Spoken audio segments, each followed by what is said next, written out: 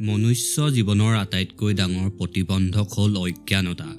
দেৱী সৰস্বতীয়ে অজ্ঞানতাৰ অন্ধকাৰ দূৰ কৰি জ্ঞানৰ জ্যোতি বিলায়।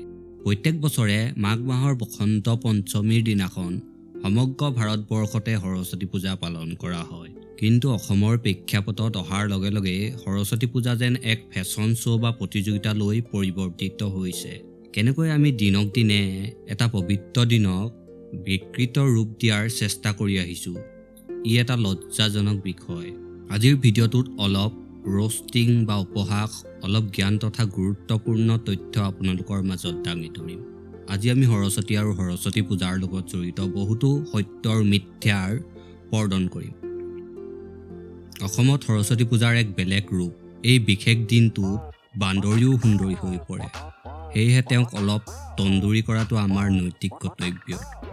ৰঙীন পোচাক, মুখত মেকআপ, তিৰিক দেখি দেৱী অবাক। এজাক ছোৱালী আহিছে সাজি, বিনা পানীৰ বিনাই বাজি দিছে সংকেত নাজি নাজি নাজি। সৰস্বতী যমুনা, ভণ্টি তুমি নমুনা। নমুনা মানে মডেল আকৌ। এই মডেল যুৱতীসকলে আকৌ পূজাত নিজকে সৰস্বতী বুলি ভাবে। কিন্তু প্ৰকৃত সত্যটো মই কৈছোঁ শুনক। কোন হয় ইহঁত? সৰস্বতীৰ আন এটা নাম হ'ল ভাৰতী। ছোৱালীবোৰে সৰস্বতী পূজাৰ সময়ত কাপোৰৰ দোকান, বিউটি পাৰ্লাৰ আৰু খুৰীয়েক বৌয়েকৰ পিছত ভাগোতে ভাগোতে ভাতো আঁতৰি যায়। থাকেগৈ ৰতী। ভাৰতী মানে হ'ল বিদ্যাৰ দেৱী সৰস্বতী আৰু ৰতী মানে হ'ল কামদেৱৰ পত্নী আৰু প্ৰেমৰ দেৱী। এই প্ৰতিযোগিতাখনত নিজকে সৰস্বতী বা ভাৰতী বুলি ভুলতো নাভাবিবা। তোমালোক হলা একো এজনী ৰতী। মৰতত নিজৰ মায়াজালত ল'ৰাবোৰক পেলাবলৈ আহিছা নহয় জানো মৰতীহঁত? সৰস্বতী পূজাৰ দিন হ'ল বসন্ত পঞ্চমী। আমাৰ আইসকল আকৌ বোলে DSLR কেমেৰা প্ৰেমী। ল'ৰাবোৰো কম নহয়। পবিত্ৰ মাহ হ'ল মাঘ, যাৰ আছে কেমেৰা আৰু বাইক সিয়ে আজি বোলে বাঘ। ধুনীয়া ছোৱালী দেখি লাগিলে মৰম, বাদ দিয়াহে পূজা কৰ্ম আৰু ধৰম।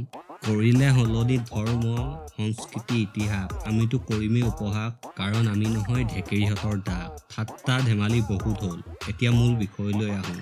বিদ্যাৰ দেৱী সৰস্বতীৰ বিষয়ে আমি কিমান জানো? সৰস্বতী সম্পৰ্কে বহুতো মিথ্যাচাৰ সমাজত বিয়পি আছে। তাৰ ভিতৰত মুখ্যটো হ'ল ব্ৰহ্মাই বোলে নিজ পুত্ৰী সৰস্বতীকে বিয়া কৰাইছিল। এইটো একেবাৰে মিছা কথা। ব্ৰহ্মাৰ 4জনী পত্নী আছিল আৰু সৰস্বতী ব্ৰহ্মাৰ পুত্ৰী হয়, পত্নী নহয়। আগন্তুক ভিডিঅ'সমূহত ইয়াৰ বিস্তৃত বিশ্লেষণ প্ৰমাণ সহকাৰে দাঙি ধৰিম। যিহেতুকে আজিৰ বিষয়টো হ'ল সৰস্বতী পূজা আৰু আমি কিয় সৰস্বতী পূজা পালন কৰোঁ, এই কথাটো সৰস্বতী পূজাৰ লগত সংলগ্ন হৈ আছে কাৰণে উল্লেখ কৰিলোঁ। আপোনালোকে হয়তো বহুতে নাজানে যে সৰস্বতী ব্ৰহ্মাৰ পত্নী নহয়, বৰঞ্চ সৰস্বতী হ'ল বিষ্ণুৰ পত্নী। ব্ৰহ্মাৰ পুত্ৰী হোৱাৰ বাবেই তেওঁৰ নাম ব্ৰাহ্মী, বিষ্ণুৰ পত্নী হোৱাৰ বাবেই তেওঁৰ নাম মুৰাৰী বল্লভা আৰু শিৱৰ ভনীয়েক হোৱাৰ বাবেই তেওঁৰ নাম শিৱানুজা হৈছিল। শিৱানুজা শব্দৰ অৰ্থ হ'ল শিৱতকৈ অনুজ ভগ্নী। শিৱই সৰস্বতীক নিজৰ ভগ্নীৰ মান্যতা দিছিল। হিন্দু গ্ৰন্থসমূহত ব্যাপক ৰূপত বিভিন্ন মিথ্যা তথ্যৰ মিশ্ৰণ সময়ে সময়ে হৈ আহিছে। এতিয়া কোনোৱে প্ৰশ্ন কৰিব পাৰে যে যদি সৰস্বতী বিষ্ণুৰ পত্নী হয়, তেন্তে তেওঁ বিষ্ণুৰ সৈতে বৈকুণ্ঠত কিয় বাস নকৰে? তেওঁ ব্ৰহ্মাৰ লগত ব্ৰহ্মলোকত কিয় বাস কৰে? ইয়াৰ উত্তৰ হ'ল বিষ্ণুৱে সৰস্বতীক বৈকুণ্ঠৰ পৰা বহিষ্কৃত কৰিছিল। সেয়েহে তেওঁ নিজ পিতৃৰ লগত ব্ৰহ্মলোকত নিবাস কৰে। এই বিষয়ে এটি ভিডিঅ' অতি সোনকালে আপোনালোকৰ মাজলৈ লৈ আহিম। আজি হিন্দু দিশহাৰা। হিন্দুৱে শাস্ত্ৰৰ অধ্যয়ন বাদ দিলে। তেওঁলোকে কিছুমান নেতিবাচক মূল্যহীন কথাক মান্য কৰে যে ব্ৰহ্মাই নিজ পুত্ৰী সৰস্বতীক বিয়া কৰাইছিল। এইটো সৃষ্টিৰ নিয়মৰ বিপৰীত। এইটো কেতিয়াও সত্য হ'ব নোৱাৰে। আমি প্ৰমাণ সহকাৰে আন এটা ভিডিঅ'ত জনাম। জগতৰ পালনকৰ্তা বিষ্ণুৰ ভাৰ্যা লক্ষ্মী আৰু সৰস্বতী হ'ল ঐশ্বৰ্য আৰু জ্ঞানৰ প্ৰতীক। জগত এখন সুচাৰুৰূপে পালন কৰিবলৈ এই দুয়োটা বস্তুৱে অতিকৈ প্ৰয়োজনীয়। সৰস্বতী হ'ল সাহিত্য, সংগীত আৰু কলাৰ দেৱী।